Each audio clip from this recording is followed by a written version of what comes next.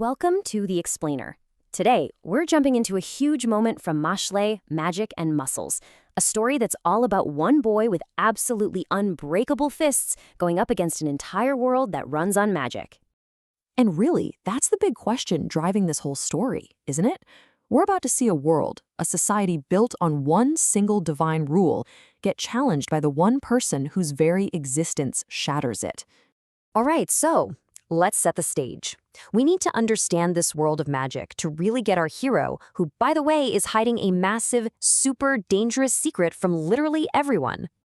Okay, so in this world, magic is everything. I mean, it's not just a skill. It's seen as a divine gift. It's how your worth as a person is measured. And right at the top of that food chain, you've got the Divine Visionaries. These are the absolute ultimate magic users, and they're the ones who keep the whole system in line. But here's the thing. Our guy, Mash Dead, he's a total glitch in the Matrix. He was born with not a single drop of magic. In their world, that's a condition that should have gotten him erased at birth. But somehow, he's managed to hide it and even get into a magic academy, all by using pure, ridiculous muscle power. Well, after a huge fight at his school, that secret he's guarded so closely starts to leak. A rumor starts spreading like wildfire. That Mash kid, he can't use magic, and his friends can only do so much to put out the fire. And to make things way, way worse, he's now on the radar of a super shady organization called Innocent Zero. So with his secret out in the open, Mash gets dragged before the Bureau of Magic. This is the highest authority in the land, and he's about to be judged for, well, the crime of simply existing. You know, the Bureau doesn't even see a person standing in front of them. They just see a flaw in their perfect God-given world. A glitch in the system. To them, he's a bug that needs to be squashed, deleted, to preserve the natural order of things. But Mash's response, it's so simple, it's actually kind of genius. He doesn't argue, he doesn't fight back, he just asks a really honest question that completely challenges their entire worldview. Yeah, what's so bad about a little imperfection anyway? So, to test him, or let's be real, to prove that he's worthless, one of the Divine Visionaries gives him this impossible challenge. The task is specifically designed to prove, beyond a shadow of a doubt, that without magic, you are useless in their world. It's a trap. But Masha's solution is it's on another level. He completely ignores the magical premise of the test. Instead, he uses pure, absurd physics. He takes his wand, rubs it on the floor at this insane speed until the friction makes it glow red hot, and then he just lights the candle. He made his own fire. And that's the key right there. He passed their test by totally breaking their understanding of what's even possible. You've got a room full of the world's greatest mages, and this kid just performed what looks like a miracle using nothing but basic science and a whole lot of strength. Just when it feels like Mash might have actually proven his worth, the whole situation just explodes. The trial gets crashed by some very powerful and very, very uninvited guests. Yup. That villainous group, Innocent Zero, just appears out of thin air, and they announce that they have their own claim on Mash, which tells you his trial was just the beginning. See, he's not just a problem the system wants to erase, he's also a prize someone else wants to claim. And this, right here, shows the insane predicament Mash is in now. He's literally trapped between two incredibly powerful forces with completely opposite goals.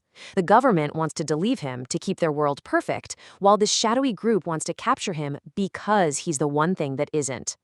To prove they aren't messing around, the bad guys plant this deadly parasitic magic bug on one of the Divine Visionaries. Now, this thing is basically a walking death sentence for any magic user.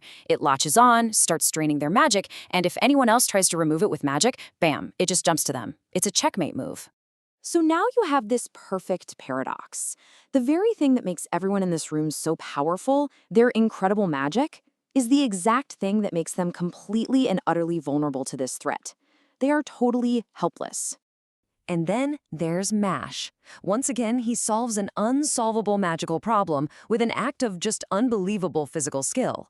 Before anyone can even blink, he snatches the bug, pops it in his mouth, and ties the living creature into a little knot with his tongue, completely neutralizing it, like he's tying off a cherry stem.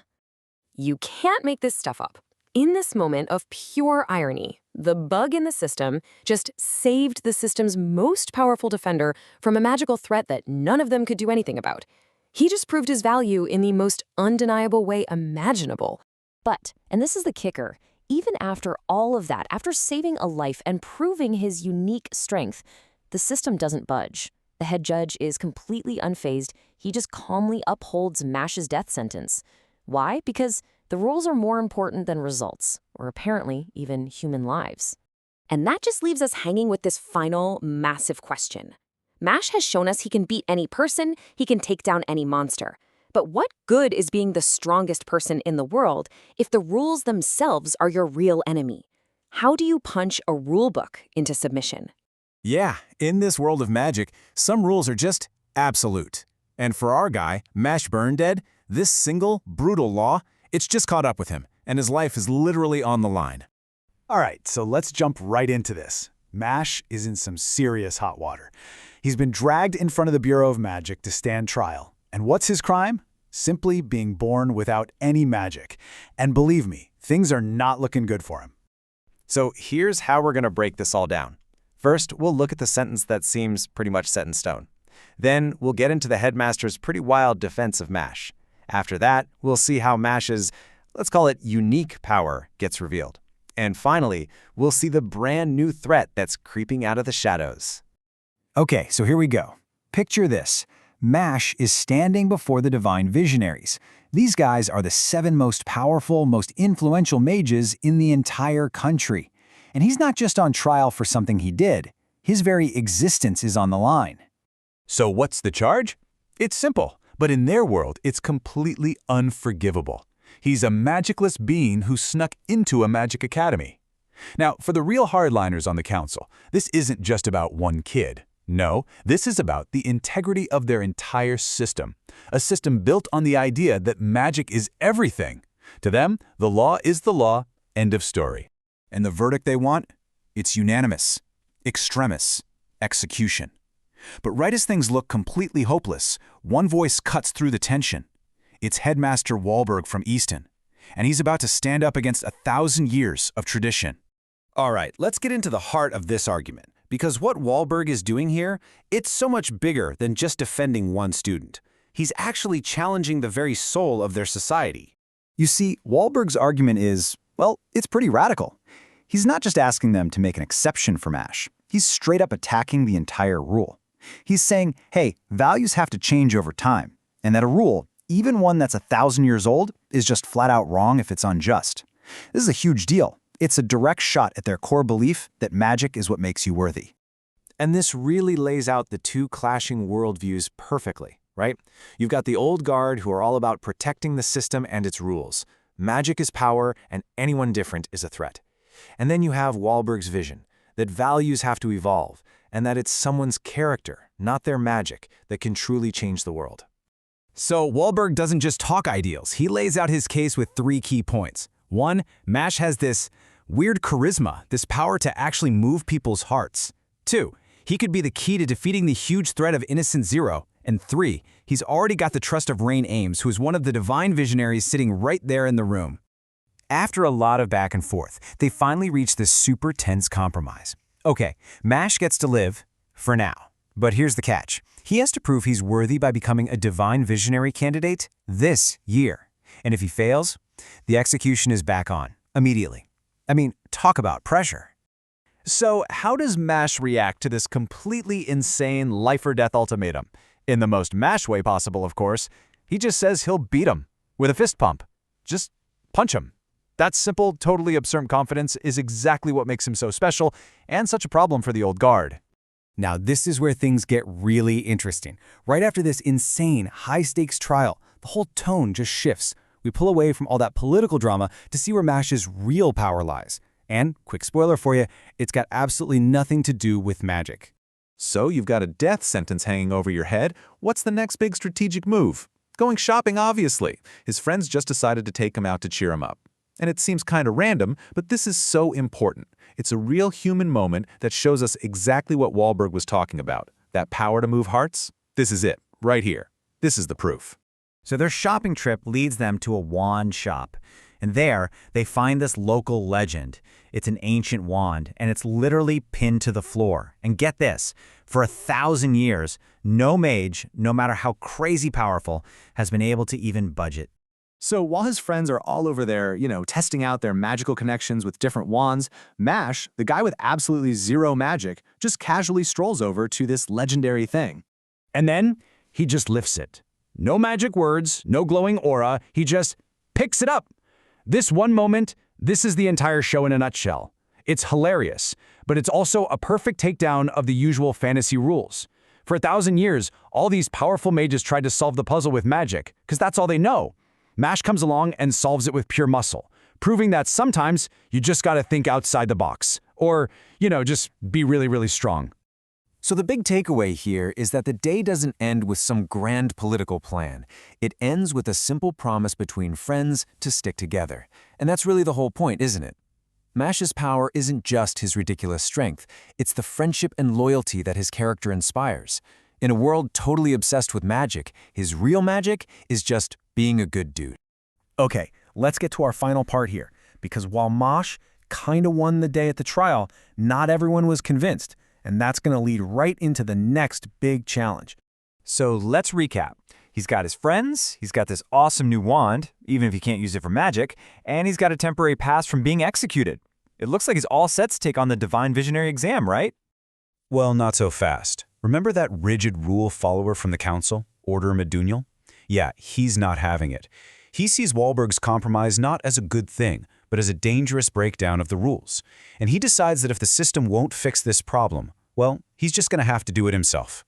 So what does he do? He calls in one of the school's most fearsome students, Margaret Macaron, the prefect of Orchidorm. And this character is known for being incredibly powerful and completely unpredictable.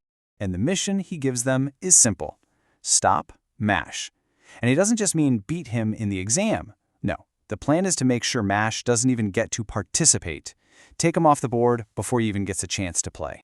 And the craziest part, Margarette's reason for taking the job? It's got nothing to do with rules or tradition or being loyal to order. This final quote is so chilling because it reveals a totally new kind of threat.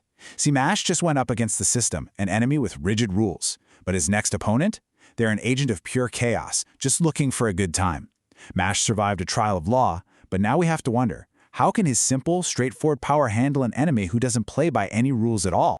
All right, today we're jumping into a world where the rules of reality are, well, completely different. It's a place where your whole life, your very right to exist, isn't about who you are, but what you can do. And it all boils down to one single absolute principle: magic. And look, when I say magic is everything, I mean that in the most literal, most brutal way you can imagine. This isn't some high-minded philosophy, okay? It is the absolute law of the land. It's simple, and it's terrifying.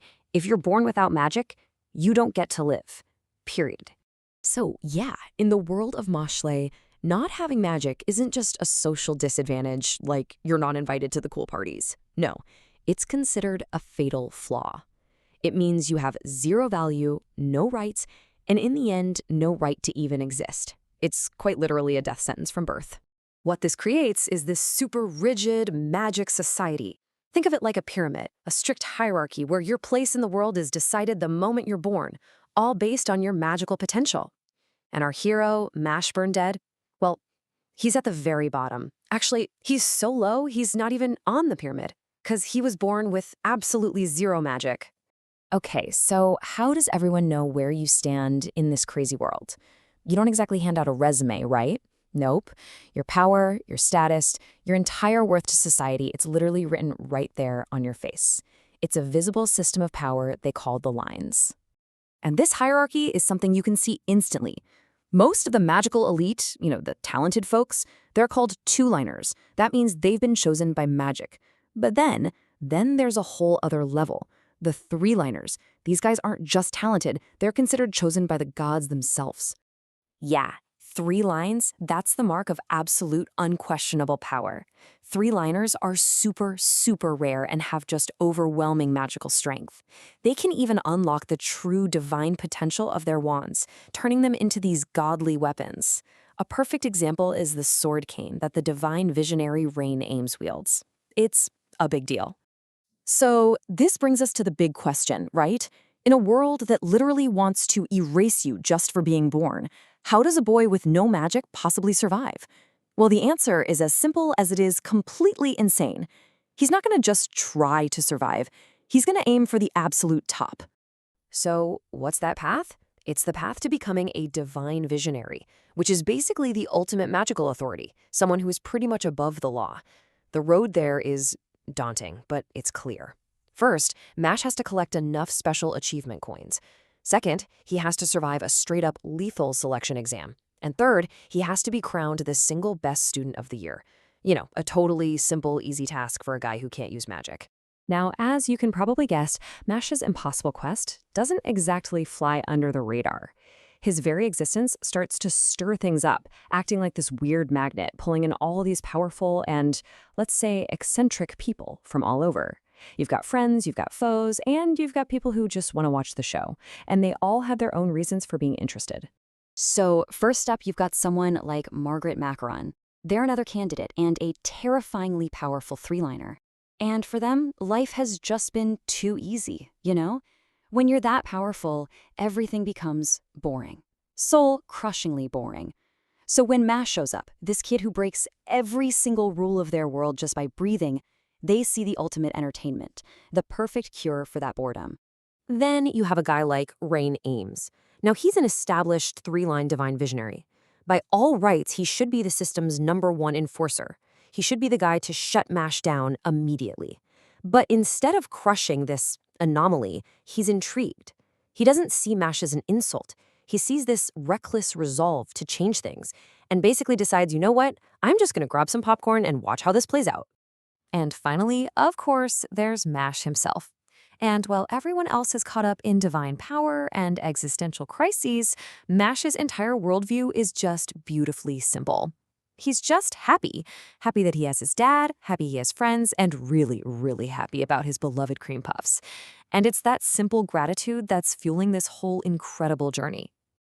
All right, so the goal is set. The key players are on the board.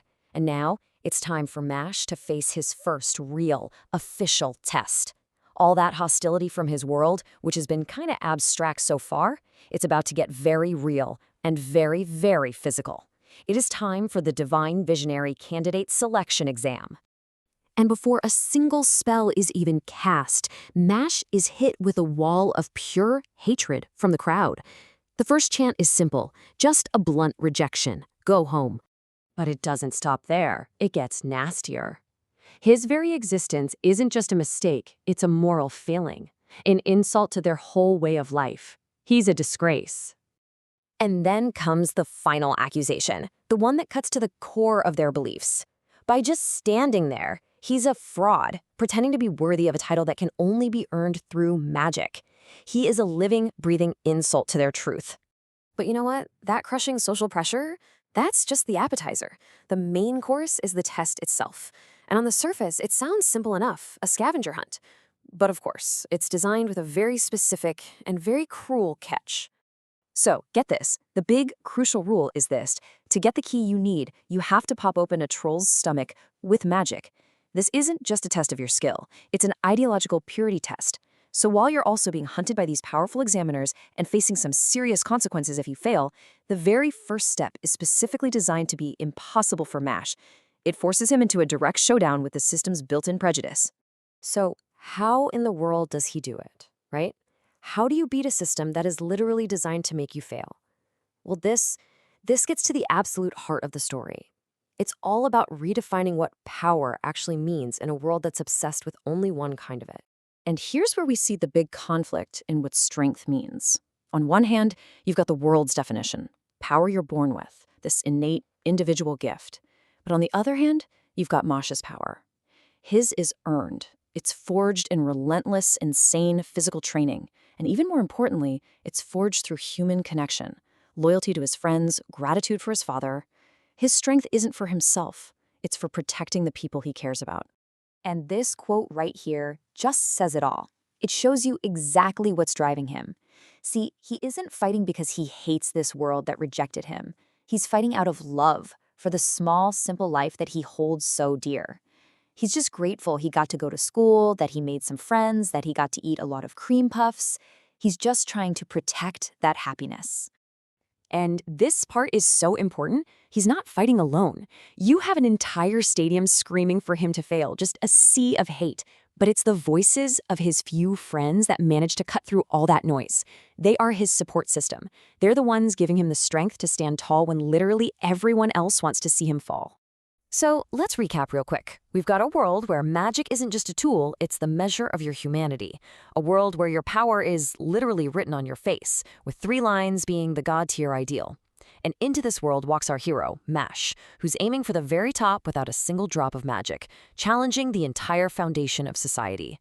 And his real strength? It's not in spells, it's in his muscles, his insane work ethic, and the connections he has with other people. And all of this leaves us with one final big question to think about. In a society that is completely 100% defined by the talents you are born with, what is true strength, really? Mash's journey really forces you to ask that. All right, let's dive in. We're heading into a world where magic is literally everything. And in this world, there's one exam to rule them all, the Divine Visionary Candidate Selection Exam. This thing is an absolutely brutal test designed to find the single best, most incredible student of the year. But what happens when maybe the most promising candidate has, well, 0 magic at all? And that's the big question, right? It's the central problem of this whole story. In a competition that is built from the ground up around magical talent, how does a guy with no magic even survive, let alone win? This is the completely impossible challenge facing our hero, Mash Burndeed. So, first things first, we've got a high-stakes preliminary round. This is designed to pretty much immediately weed out anyone who can't cut it. And we're not just talking about who can throw the biggest fireball. Oh no, this is a serious test of your wits, your speed, and how you think when you're under some major pressure. Now, the goal sounds simple enough. Every candidate has to grab a key that's hidden inside one of these floating balloons, they call them trolls bags, and then just get off the stage. Simple, right? Well, as you can probably guess, there is a massive catch that's designed to make this whole thing anything but simple. And yeah, that catch, it's a doozy. See, the stage is being patrolled by 3 of these relentless hunters, and they just change everything. For one, they are completely 100% immune to all magic. Your spells? Useless. Bounce right off. 2, if their axe so much as touches you, you're out. Done. Disqualified. And to top it all off, their hearing is so good that even the slightest noise will bring them running right for you. Just stop and think about that for a second. The one tool, the one skill that every single student has spent their entire life trying to master, magic, is totally useless here. Can't use it for offense, can't use it for defense. The whole game they're used to playing has been completely flipped on its head. And you know what? That's the whole point. The announcer says it himself. This isn't about who has the flashiest spells. It's about how clever you can be when you're backed into a corner. It forces everyone to think way outside the box when their go-to solution is suddenly off the table. So how does our boy Mash handle this? Well, while every other student is frantically trying to cook up some clever, magical workaround, Mash, who doesn't have any magic to begin with, sees the problem from a, let's just say, a much, much simpler perspective. And this just perfectly shows you the difference in his brain. A normal magic user is thinking, okay, stealth spells, levitation, gotta avoid those hunters at all costs. Mash's solution? He walks right up to a hunter and just knocks that out cold with a single punch. No magic, no problem. See, he's not playing their game at all. He's forcing them to play his. His actual plan with his new buddy, Max Senpai, is just as beautifully straightforward. Instead of trying to sneak around and pop a little balloon, they use Max's magic to make the balloon absolutely gigantic. Then, Mash just flaps his arms hard enough to create a gust of wind, forcing the key right out. It's pure brute force logic, and you know what? It works perfectly. But Mash's unconventional success is definitely getting some attention. As the weaker students get eliminated, the competition starts to get way more serious. And with that intensity comes a much darker, much more dangerous type of rival. And that brings us to the last person to qualify, Carpaccio Luo-Yang. He was the top-ranked student from the get-go. But he doesn't just qualify. No, he makes a statement, a really brutal one, by viciously attacking Max Senpai, the guy who just helped Mash. And his whole philosophy is just chillingly simple. He truly believes that if you're weak, you are worthless. And because you're worthless, the strong have every right to do whatever they want to you. It's this cruel might makes right worldview, and he has absolutely no problem using violence to enforce it. So right there you have this massive clash of ideals. For Carpaccio, strength is just a tool for oppressing people. It's his justification for being cruel. But for Mashle, who has spent his whole life using his physical power to protect the people he cares about, strength is for helping others. It is a head-on collision of what it even means to be strong. So the preliminaries are over, but there is no time to catch your breath. The exam rolls immediately into its next, much more aggressive stage. The game isn't about sneaky evasion anymore. Now, it's all about direct combat in the life crystal battle. Only 9 contestants are left standing. These are the ones who proved they have the brains and the power to make it this far. And now they're going to be thrown right at each other to see who really deserves to be at the top. The next test is the Life Crystal Challenge. It's a team battle, 3-on-3. The goal is super simple: break the other team's crystals. The last team that has at least one person with an unbroken crystal wins. That's it. So the 9 left get split into 3 teams, right? It seems like a straightforward test of teamwork and fighting skill. But, of course, there's a twist. Even though it's a team battle, every single player gets teleported to a completely random, separate spot on the map. So, any idea of starting with a coordinated strategy? Yep, that's immediately thrown right out the window. This brand new, chaotic stage really brings the true theme of this whole exam into focus. It's not just about passing tests anymore. It's not even just about winning. This whole thing has become a fight to answer one single core question. What really is true strength? In a society that worships magical talent above absolutely everything else, can Mashle's simple, overwhelming physical power and his absolute refusal to abandon his friends, can that really be enough to take on the magical elite and their cruel beliefs? Well, this next battle is where we start to find out. All right, today we're diving into a showdown for Mashle, magic, and muscles that's way more than just a fight. This is where pure, simple loyalty goes head-to-head with the really chilling idea that your value as a person is locked in the second you're born. Let's get right into it. Yeah, that right there, that's the core philosophy we're up against, coming straight from our antagonist, Carpaccio Luo-Yang. It's this belief that you're either born great or you're not. And if you weren't, well, then you're just worthless. We're about to watch that whole ideology get taken on in the most direct, physical way you can imagine. So, to really get this fight, you have to understand the pressure cooker it takes place in. This is all happening during the Divine Visionaries Selection Exam, which is basically a brutal tournament to find the single best student mage in the entire world. The stakes are incredibly high. The rules for this round are simple enough. You're in 3-person teams, and the goal is to smash the other team's magic crystals. But here's the problem. Our heroes got separated. Their defenses are down, and now the fate of the entire team is on the shoulders of one guy, Finn Ames. He's all by himself, guarding their last crystal.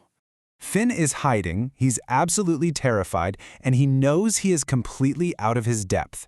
And then, of course, his worst nightmare just walks right up to him. He's been found by Carpaccio Luo-Yang, a magical prodigy who basically looks at Finn like he's something stuck to the bottom of his shoe.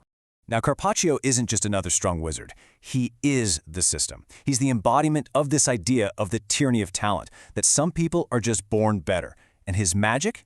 It almost feels like it was designed specifically to prove that exact point, because it seems completely, utterly unbeatable. So where does all this insane power come from? A Master Cane. And like the slide says, there are only 13 of these things in the whole world. You can't earn them, you can't buy them. They're these ancient, almost living weapons that choose who gets to wield them, basically crowning you as magical royalty. And the blessing Carpaccio got is a total nightmare to fight. It's this automatic, always-on shield that makes him totally immune to pain. Any damage he should take is instantly reflected right back at whoever attacked him. I mean, think about it. You punch him, and your hand is the one that breaks. It's a perfect defense that makes him literally untouchable. This really lays out the real battle here, doesn't it? This is not just about who's stronger. On one side, you have Carpia's whole philosophy. The weak are trash. Your fate is sealed at birth. Just give up. And on the other, you have Finn's terrified but simple belief, my friends are worth fighting for, and being brave is a choice you make. So even though he's shaking, even though he knows he has zero chance of winning this fight, Finn refuses to back down, because giving up the crystal would mean failing his friends, and in Finn's mind, that is so much worse than any beating he could possibly take. Carpaccio starts to toy with Finn, just totally disgusted by this display of what he sees as useless defiance. But just as he's about to end it, the entire dynamic of this fight is about to get turned completely on its head. And boom, Mash Burn Dead crashes the party. Our hero, the guy with zero magic, but, god-level muscles. And he is not happy to see what's being done to his friend. So this brings us to the big central puzzle of this whole encounter. Mash's only move is brute force, but Carpaccio's magic turns that force right back on him. So how in the world do you beat an enemy that you literally cannot damage? At first, it goes down exactly how Carpaccio expects. Mash throws a punch, and the damage ricochets right back into his own body. Carpaccio doesn't even move, while Mash is the one who gets hurt. To Carpaccio, this is perfect. It's proof that his worldview is right. Effort is useless against a gifted bloodline. But here's the thing. Mash isn't fighting to prove some grand point about talent versus hard work. His motivation is way simpler and, honestly, way more powerful. He just refuses to let this guy mock the courage his friend just showed. This isn't about winning an argument. It's about honoring his friend. So what do you do when you can't outthink a magical system and you can't just power through it? If you're Mash, the answer is you just break it. You throw so much raw data at it, so much pure force, that the whole system just short circuits. And his approach is just so brilliantly simple. First, he starts throwing punches so incredibly fast that the damage transfer spell literally can't process them all in time. The system overloads, and the statue that powers it actually starts to crack. And then, with the defense sputtering, he just walks up, grabs Carpaccio's supposedly unbreakable iron wand, and bends it with his bare hands. So, with the magic shield broken and the fancy wand bent out of shape, Mash finishes the fight in the most Mash way possible, by basically using Carpaccio as a tennis ball against the nearest wall. It's this brutal, almost hilarious display of raw physical power just shattering a perfect magical defense. But the actual fighting isn't the real ending here. The aftermath. That's where the most important lesson gets learned. And it's not for our heroes. It's for the villain, who is so sure he had nothing left to learn. With his magic shattered, Carpaccio just collapses. And for the very first time in his sheltered, privileged life, he feels pain. It's this terrifying, completely alien sensation to him, and it shatters his entire view of the world. That invincibility he thought was his birthright, it's gone, replaced by a very real, very human weakness. And as Mash is helping Finn up, we get reminded of why this all happened in the first place. Finn actually apologizes for being weak, but then he explains himself with this simple, powerful line.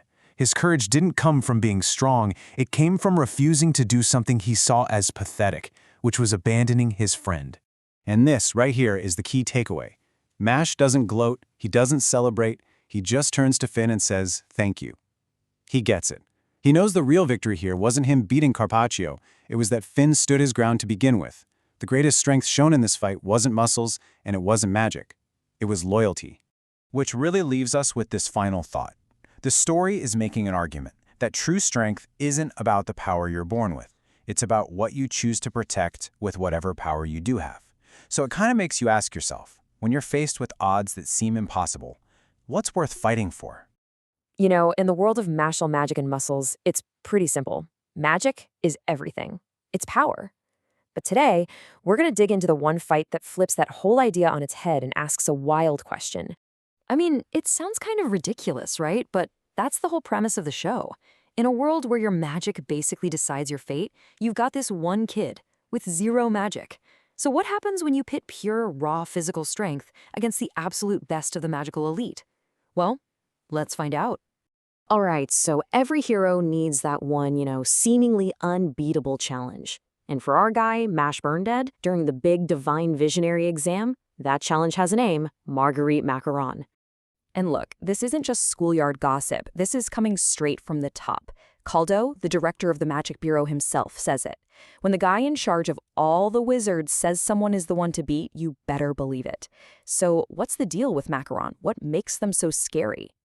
Okay, so Macaron's reputation is a weapon all by itself. We're not just talking about another strong student here. Everyone just assumes they're going to win. This is the only person who could even hold a candle to Rain Ames last year. And Rain is a total prodigy who became a Divine Visionary super early. Plus, their sound magic is already considered to be on the same level as the best in the world. The stage is set for a seriously impossible fight.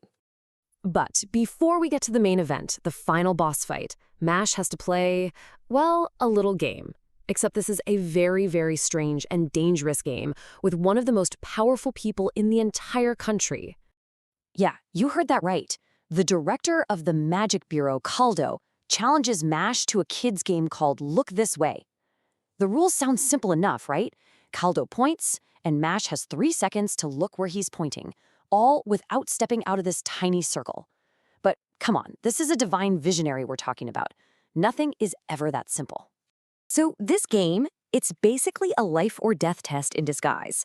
First, Caldo literally makes the ground explode under Mash to force him to look up. Then, he hits him with magic from 2 different directions at once. Impossible to look at both.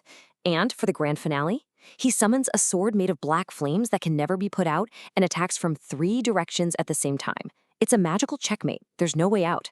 So how on earth does Mash counter this? He just dodges. That's it. No magic, no crazy strategy.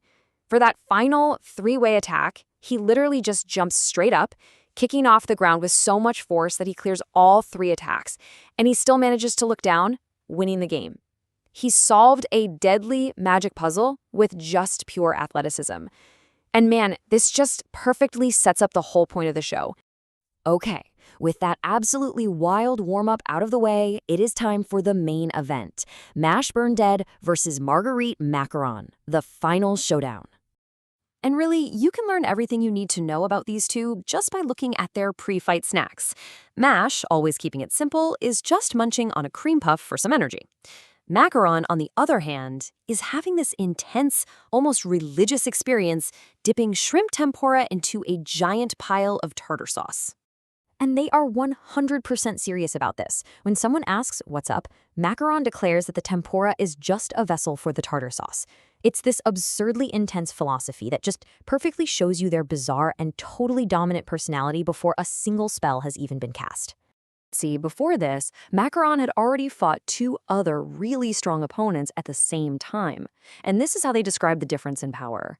Using a musical scale, they said their own power is C, the highest note. Those other 2 powerful wizards combined, they were just a Re, like the second lowest note. The point here is the power gap between Macaron and even other elite students is absolutely massive. All right, snack time is over. The fight starts, and right away, that huge power gap Macaron was talking about becomes terrifyingly real. Macaron's attacks are just relentless. They're throwing these projectiles of pure sound energy that hit like bowling balls. And Mosh, this kid known for his insane strength, is completely on the back foot. He's barely able to smack them away like he's playing tennis against a cannon. He is getting totally overwhelmed.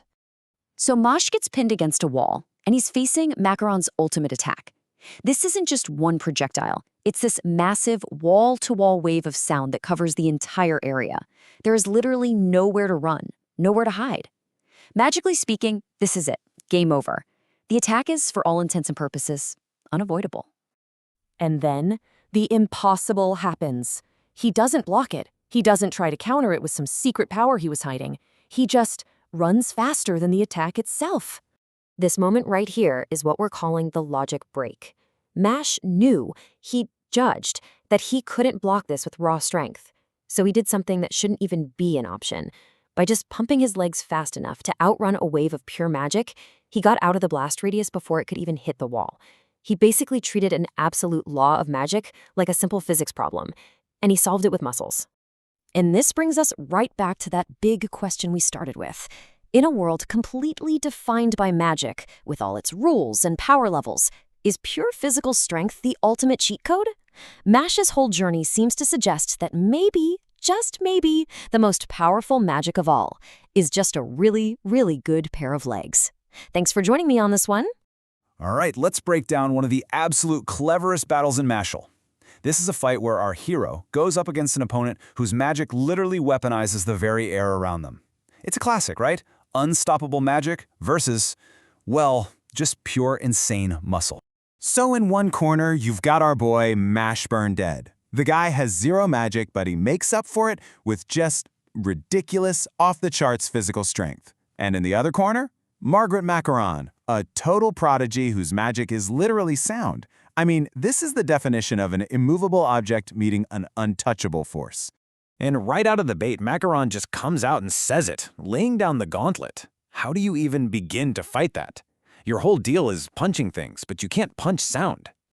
Okay, let's really get into why this is so terrifying. Macaron's attacks, they're not some magic energy ball you can dodge. Nope. They are invisible vibrations in the air. They go right past armor, shields, whatever. They hit you from the inside. It is literally the perfect counter for a guy like Mosh. So think about it. Mash is in a really, really bad spot. He can't block it, he can't dodge what he can't even see, and like we said, he definitely can't punch it. So what's the plan? And this is where Mosh is so brilliant. He doesn't just try to punch harder, move faster. No, he goes for some surprisingly simple science. The logic is perfect. If you can't fight the sound, well then just don't be where the sound is. So when Macaron unleashes this huge arena-wide sound attack, what does Mash do? He just starts digging. He burrows straight into the ground. By putting a ton of dirt between him and the attack, he basically creates his own personal soundproof bunker. It completely nullifies the vibrations. And that's what's so amazing about Mash, right? You've got this world filled with complicated spells, ancient magic, powerful defenses, and his answer is to just dig a hole. It's so absurdly simple that it's actually genius. Okay, so that little trick, it really gets Macaron serious. They decide to stop playing around, they transform, unleash their real power, and pull out a brand new ability that is just terrifying. The entire fight is about to change. Get this, Macaron can now move at the literal speed of sound. Think about what that means. By the time the sound of them moving reaches your ears, they're already there. They've already hit you. There's zero warning. It's an instant attack. So now the problem is even worse. How do you dodge something like that? Dodging is all about reaction time, but you have no time to react. The moment you perceive the attack is the exact same moment you get hit. It feels completely impossible to beat. But this is Mash we're talking about. And again, he doesn't have a magical answer. He has a scientific one. He figures, okay, if hearing is too slow, I'll just have to use a different sense. This part is so cool. He uses a basic physics principle. See, sound travels at different speeds depending on what it's going through. It travels way faster through a solid, like the arena floor, than it does through the air. So what does Mosh do? He puts his hand on the wall. He can feel the vibrations from Macaron's movement a tiny fraction of a second before the sound reaches his ears. It's not much, but it's just enough of a heads up to let him react. At this point, Macaron realizes they can't actually land a clean hit on Mash, so they go for their trump card. They stop trying to beat him one-on-one and decide to just threaten everybody. It's called the Death Gong, and it's basically a magical time bomb. A countdown starts, and when it hits 0, a huge sonic blast is going to knock out every single person in a massive radius. We're talking the audience, the judges, everyone. And of course, Mash has just 1 minute, 60 seconds to stop it. So suddenly this isn't just a fight anymore. It's a frantic race against the clock. And the only way to shut the spell down? He has to grab Macaron's wand. Simple, right? Except, how in the world are you supposed to catch someone who moves at the speed of sound? So the chase begins. For the first half of that minute, Macaron is just toying with him, easily staying away. But then, as that clock ticks down, past 10 seconds, Mosh starts to close the gap. He's not just chasing anymore, he's anticipating, using pure pressure to force Macaron into a corner. It's pure willpower. He basically herds Macaron into a spot where there are only 2 ways out, left or right. He's just created a 50-50 shot for himself. So Mosh fakes going one way, and Macaron calls his bluff perfectly, dodging the other. They do the math in their head, they see the distance, and they know there's no way Mosh can cover that ground in time. For a split second, they think they've won. But they made one tiny miscalculation. Mosh doesn't close that gap with his legs. Oh no. He pushes off the wall with a single pinky finger and generates this insane, logic-defying burst of speed. It's just unbelievable.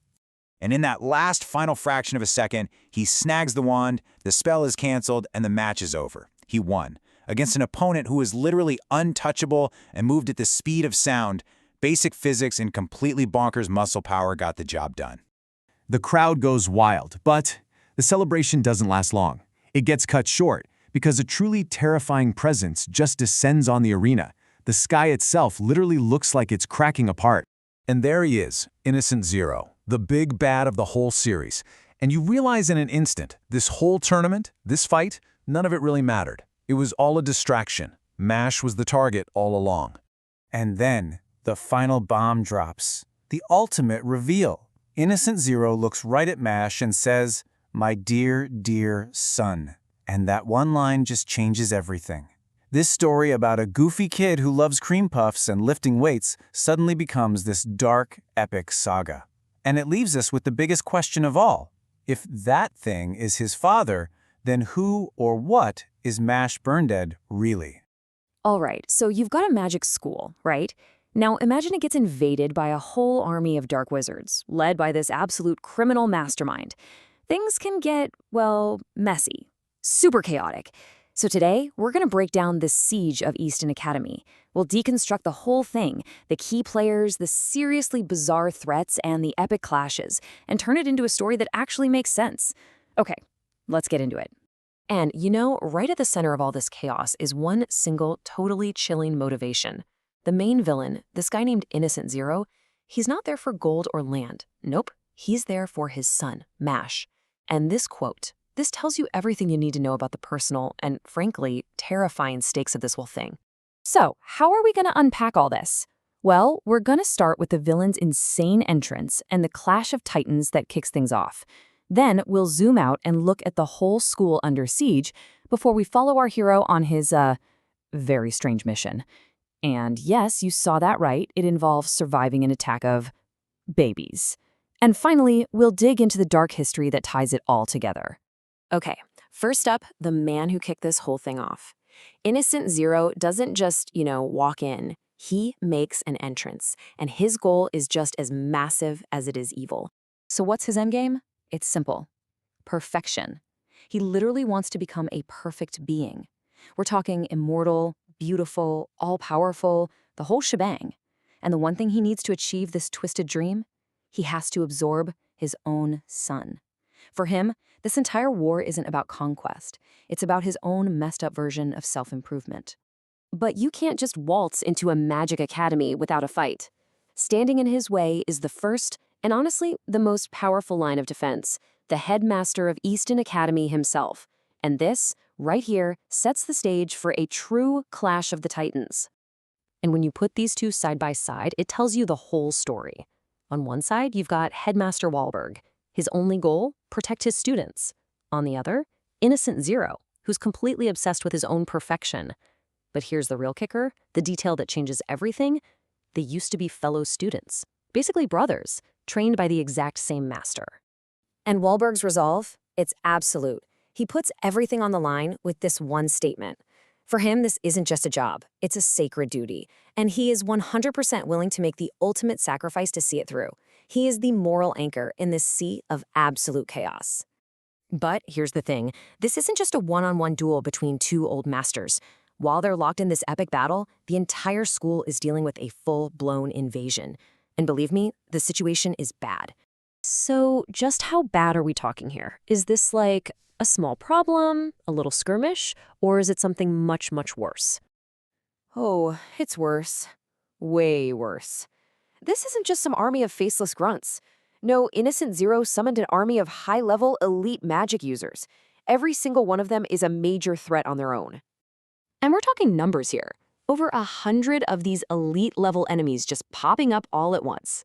The students, the teachers, they are facing absolutely overwhelming odds. So, with the headmaster busy fighting the big boss and the school completely overrun, you have to ask, where does our hero, Mash, fit into all this? Well, he gets a mission that is, let's just say it's very unconventional, very direct, and, yeah, very bizarre. The strategy is just so beautifully simple. You've got over 100 elite soldiers on the ground, forget them. Mash, with his unique set of skills, is basically told to perform a surgical strike. Just go straight for the enemy tower, find the commanders, and take them out of the picture. Simple as that. So how does he get up to this magically protected tower? Fly? Teleport? Nope. He punches out the tower's lower floors one by one, causing the top to fall right down to him. It's like a giant game of Daruma Atoshi. It's a completely absurd physical solution to a magical problem, which, I mean, that's just pure mash. But it's also genius, because you know what? Magical barriers are built to stop spells, not gravity. Okay, so Mash is inside the tower now, and the threats just get weirder. Forget fireballs and lightning bolts. The students have to deal with one of the most ridiculous and yet surprisingly dangerous spells you can possibly imagine. I want you to meet Baby Magic. Yes, you heard me right. One of the top enemy commanders has the power to turn his opponents into actual babies.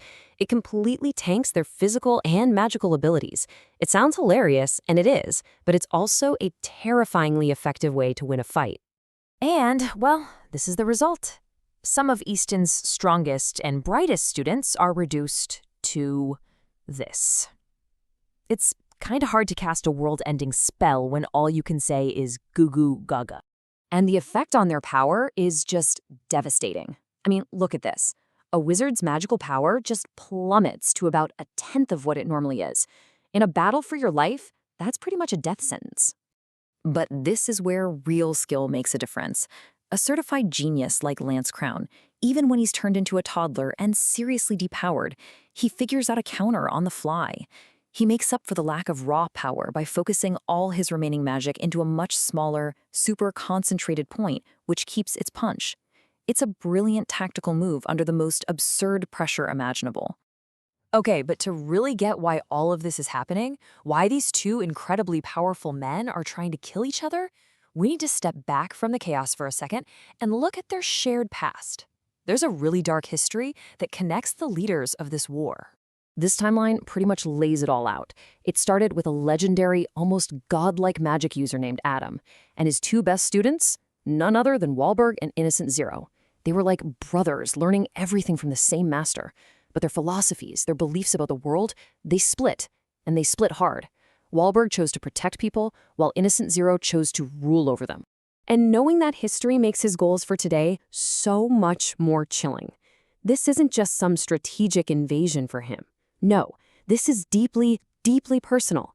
He's here to take back what he sees as his property, his son, and to finally settle a lifelong grudge by killing the man who was once his closest friend.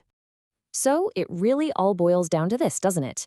This whole massive conflict started because two people who began at the same place chose radically different paths. And it just leaves you wondering, when you've got two former brothers in arms turned into mortal enemies, who really gets to define what's right and what's wrong? All right, let's talk Mashle. We're diving into one of the most pivotal moments in the series where two completely different, absolutely massive battles are going down at the exact same time. You've got to fight against the past and fight against a soul-crushing truth. I mean, really, think about it. What do you do when the ghost of your past, your hero, your mentor, shows up as a villain's puppet? And on the flip side, how do you even begin to process the news that you weren't born? You were manufactured to be spare parts. Yeah, let's get into it. Okay, so first up we have Headmaster Wahlberg. We're talking one of the most powerful wizards on the planet, and he's staring down an enemy he never in a million years thought he'd have to fight. A true legend is back, but something is very, very wrong. And who is this enemy? It's Adam Jobs. And look, this guy wasn't just a wizard. He was basically the architect of the entire magical world as they know it. He wrote the book on magic theory. More than that, he was Wahlberg's hero, a man whose entire life was about protecting the weak. But here's the gut punch. The big bad, Innocent Zero, used necromancy to bring him back. And this isn't some happy reunion. He brought back the body and all of its magic at its absolute strongest. But the soul, the man himself, he's gone. What's left is just a hollow, horrifyingly powerful weapon. So you've got to understand, for Wahlberg, this is way more than just a physical fight. It's an all-out war on his beliefs. He has to strike down the very image of the man he looked up to, who is now saying things that spit in the face of everything he ever stood for. It's the ultimate showdown of past versus present. And you can see it right here. The real Adam lived by this code. The strong exist to protect the weak. A noble cause, right? But this puppet, this thing wearing his face, twists it into this disgusting taunt, calling it an excuse for the lazy. It is a complete and total corruption of his legacy. And this is the moment Wahlberg finds his resolve. He has to accept that the hero of his past is gone. What matters is right now. And to protect the present, he has to do the unthinkable. He has to surpass his own legend. And he says it himself. Right now, I am the strongest. Shills. But it's not that easy. This puppet has a terrifying cheat code, dark magic. Now, think of it like this. It's not just another spell. It's a magic-deleting black hole. It literally eats any other magic it touches. You can't block it. You can't counter it. It's supposed to be completely unbeatable. So, how in the world do you fight that? Well, Wahlberg's move is absolutely galaxy brain. He doesn't attack the darkness. He uses his space magic to literally delete the space the darkness is in. It's like he's not fighting the fire, he's just removing all the oxygen. Genius. Okay, so while that insane battle of wits is happening, let's check in on Mash. Because while all this god-level magic is shaking the heavens, our boy Mash is on the ground, dealing with a crisis that's, well, a lot more personal. And we're about to find out the truly awful truth of why he even exists. And in classic Mash fashion, while he's in the middle of a life-or-death battle with this guy, Cell War, he just kind of stops and asks, "Hey, so why are you guys after me anyway?" He is so clueless. And the answer he gets, hoo boy, it is a lot to unpack. So buckle up, because the answer is seriously disturbing. Innocent Zero wants to be immortal, and his plan for that? It's something straight out of a horror movie. He created 6 children, all related, for the sole purpose of raising them just long enough to harvest all 6 of their hearts and mash them together to make one perfect heart for himself. And then Cell War just drops the final bombshell, cold as ice. Mash, he's one of those 6 kids. He's not a son. He's a vessel, a walking incubator for an organ transplant. I mean, can you even imagine hearing that your entire existence is just for parts? Now, any normal person would just shatter, right? A complete existential meltdown. But we are talking about Mash Burn Dead. He hears this complex, horrifying truth about his life's purpose, and his brain processes it all and comes up with this analogy. It's so perfectly him. This is what makes the show brilliant. And if you thought that was it, just wait. His follow-up reaction is even better. He just considers all this life-altering information, says heavy, and then decides the best course of action is to take a nap, right there, in the middle of the fight. The sheer audacity is just, it's perfect. Okay, so nap time's over and the fight is back on. And what we've got here is the classic Mashle formula, right? You've got an enemy with some super complex, insanely deadly magic against a dude who just happens to be really, really, really strong. So let's look at the tail of the tape. Cell War can make his skin literally as hard as diamond, so you can't punch him. He can create these homing razor discs that will chase you forever, and he's got a school-wide attack that can shred everyone. For a guy with no magic, the odds are not great. So what's Mash's secret weapon against homing magic missiles? A secret spell? An ancient artifact? Nope. He runs. But he doesn't just run away. He runs so ridiculously fast that he actually laps the entire school and gets behind the magic that's chasing him. It is the dumbest, most brilliant strategy ever. Well, Cell War realizes pretty quick he can't win a foot race. So he does what villains do. He plays dirty. He unleashes his ultimate attack and basically holds every student in the school hostage, forcing Mash to stop running and face him head on, where his unbreakable skin should make him invincible. And this is it. The climax. Both of our heroes are completely backed into a corner. Wahlberg is facing an infinite magic-eating void, and Mash is stuck fighting a guy he physically cannot hurt. So how do they get out of this? Up in the sky, Wahlberg drops one of the coldest lines in the entire series. He basically looks at his opponent and says, "Oh, you thought that was my power? That was just my wand doing the work. I haven't even started yet." He's been fighting with one hand tied behind his back this whole time. And down on the ground, Mash reveals his own ultimate move, Biceps Magic Python Choke. You have to love how this show treats his physical feats with the same weight as epic spells. This super serious definition for what is basically a really good chokehold is just peak comedy. I mean, think about it. How do you beat a guy with unbreakable skin? It's actually simple. You don't hit the skin.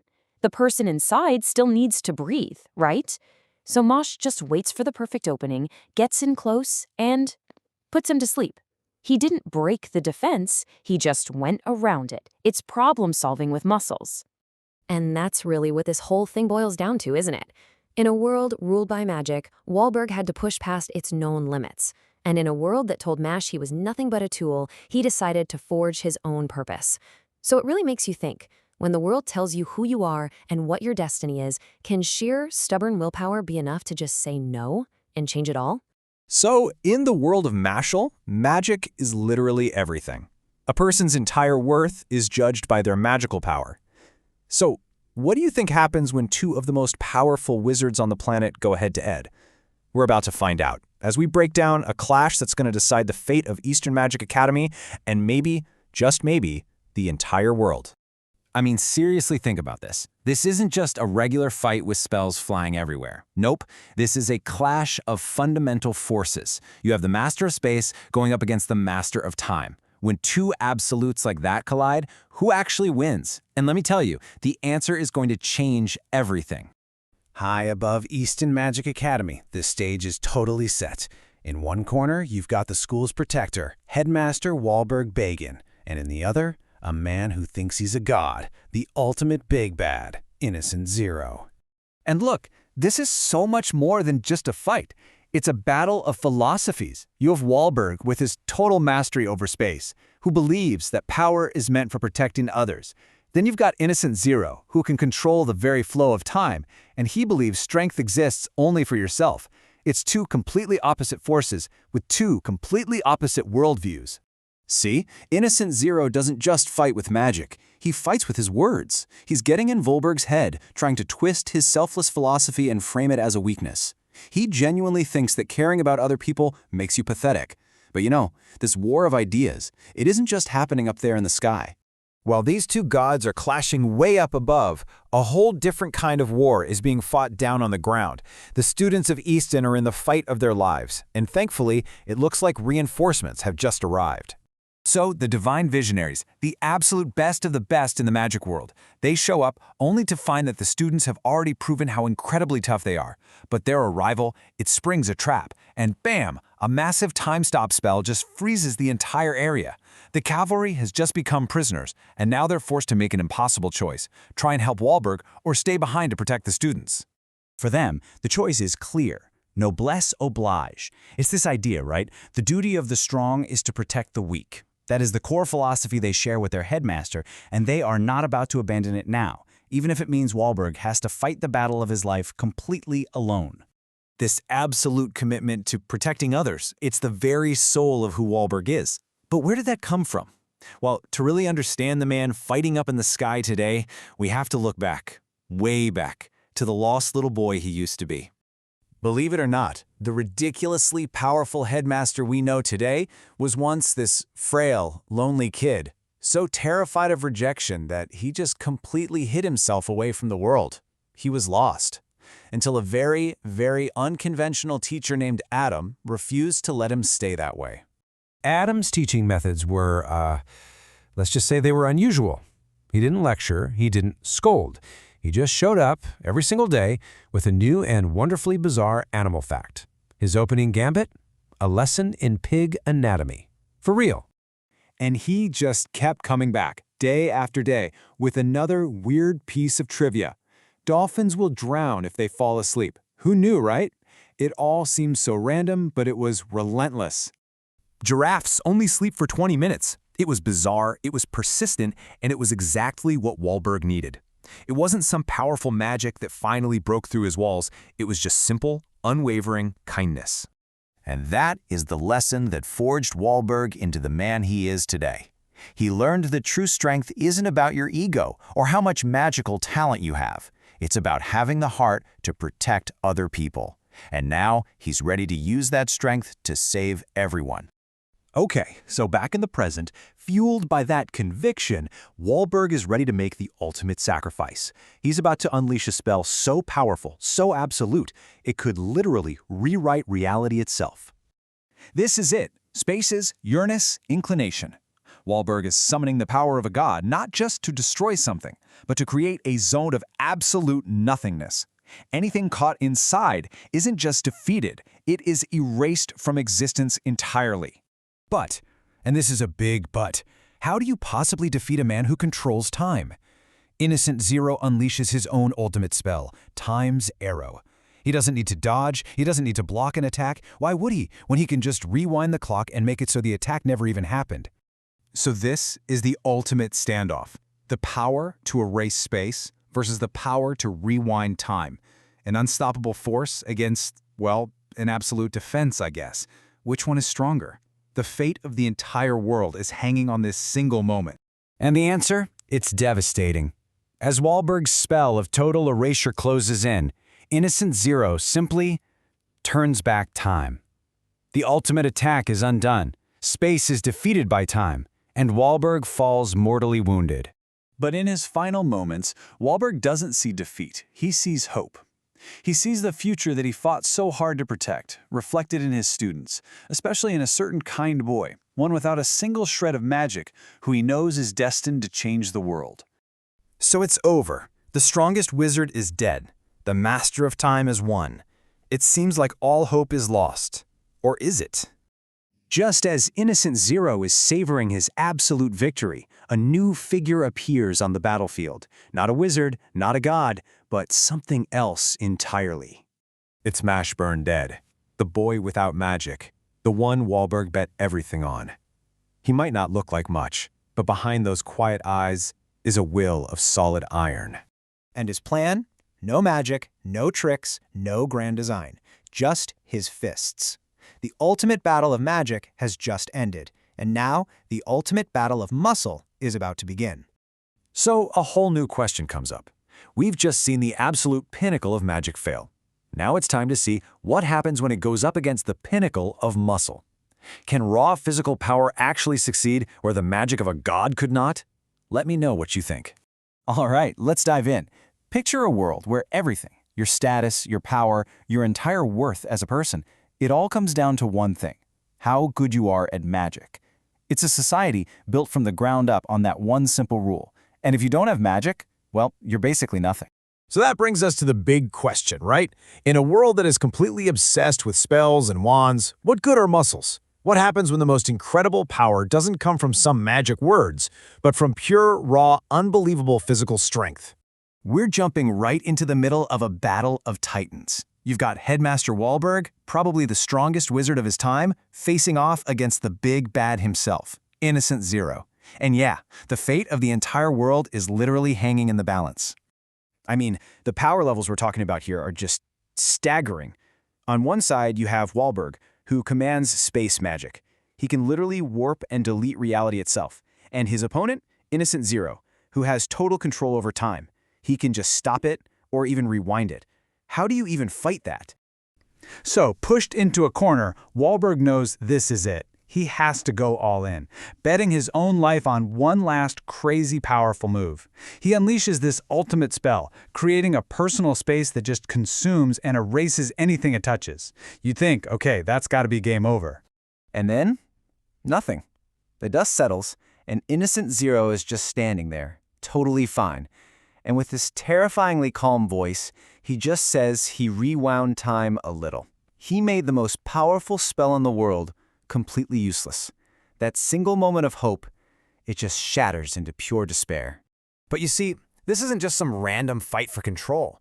For Innocent Zero, this whole thing is personal, and it's all part of a truly horrifying master plan. So where does a guy like this get all this power? Well, it's pretty gruesome. Through countless horrible modifications to his own body, he gave himself the ability to just steal other people's magic. And the very first thing he does after beating Wahlberg, he rips that incredible space magic right out of the Headmaster. And that's when we find out what he's really after. It's not about ruling the world or getting rich. Innocent Zero has this twisted goal of becoming the perfect human. He wants to be a god, immortal, beautiful, and of course, all-powerful. His path to godhood? It's a horrifyingly simple 3-step plan. Step 1, steal the world's greatest magic from Wahlberg. Check. Step 2, and this is the crucial part, absorb the physically perfect body of his own son, Mash Burndead. And then finally, step 3, fuse it all together to become the ultimate being. So, with the Headmaster down and his magic stolen, you'd think Innocent Zero would just leave, right? Nope. He decides to leave behind a little parting gift, one that turns this duel into a full-blown apocalypse. He takes all the bodies of the powerful minions he brought with him and fuses them together. He creates this absolutely grotesque, giant monster with enough power to wipe a city off the map. And of course, it starts walking right towards the school. But wait, there's more. He adds this one final, just devastatingly cruel twist. His goons throw up a massive barrier over the entire school, a magic nullification field. Inside this dome, no magic works. Period. Gone. I want you to really think about that for a second. Your entire society, your whole identity, every solution to every problem is based on magic. Now, there's an unstoppable monster heading your way, and your magic is just gone. What do you do? What can you do? The students, the teachers, they're completely and utterly helpless. But in all that chaos, there's one person who has never, ever relied on magic. One person who is completely unfazed by that nullification field. And he's about to step up and become the school's one and only hope. So Mash walks out to face this monster alone, and the other students just can't believe it. Their prejudice is so deep-seated, you can just hear the whispers, but he can't even use magic. They just can't wrap their heads around the idea that this kid, the one without the single thing their world values, could possibly save them. And then, something amazing happens. One voice cuts through all that fear and judgment. Does that even matter right now? He's fighting to protect us. In that single moment of desperation, you can feel the entire school's worldview start to crack. Suddenly, social status doesn't matter as much as, not dying. It starts with that one person, a chant of Gambare, which is like, go for it, you can do it. Then another voice joins in, and another, until the entire school just erupts into this massive, roaring chorus of support for the one kid they used to look down on.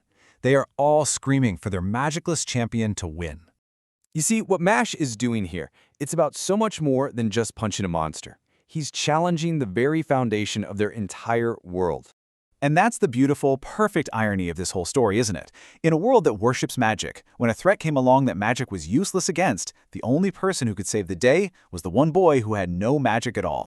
The wounded Headmaster is watching all of this, and it reminds him of this really old, noble ideal, noblesse oblige. It's basically the belief that if you're strong, if you have privilege, it's not for you to show off. It's your duty to use that strength to protect and serve the people who are weaker than you. And as he watches Mosh put his life on the line for everyone else, it just clicks. In this entire world that's obsessed with magical talent, the one person who truly embodies that noble spirit of strength is the kid who was born without a single drop of it.